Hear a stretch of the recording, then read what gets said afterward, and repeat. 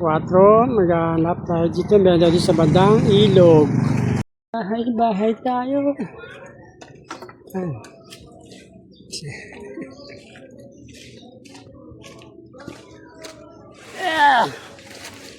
Diyan natin bahay nila sa baba.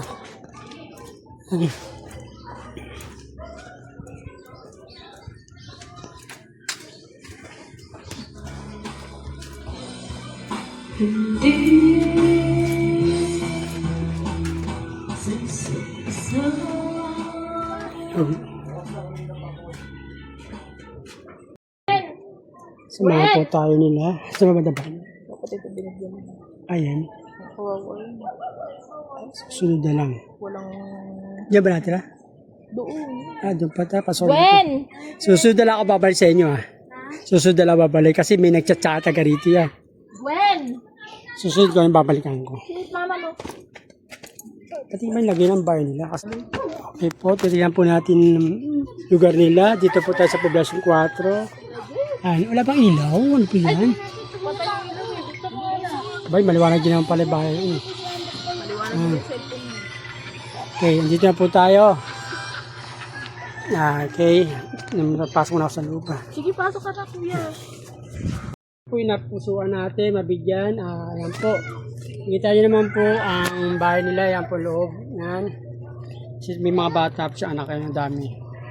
Pabre ka ng bata. Ay, nalaglag na naman sa cellphone. Tutubo ko ang cellphone. Tawarin. Ito po. Ang bibigay po natin sa kanila. Para po sa yan. Sa ng kape. Ay, energy. Para kahit wala silang ulam.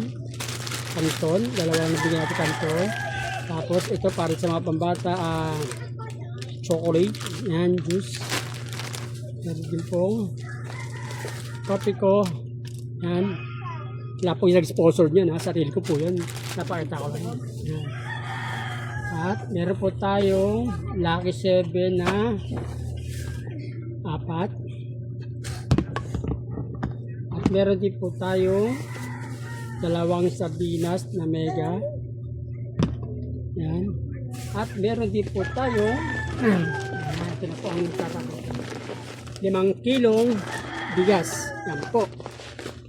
Isa lahat yan. Yan po mga nabigyan sa kanila. Yan.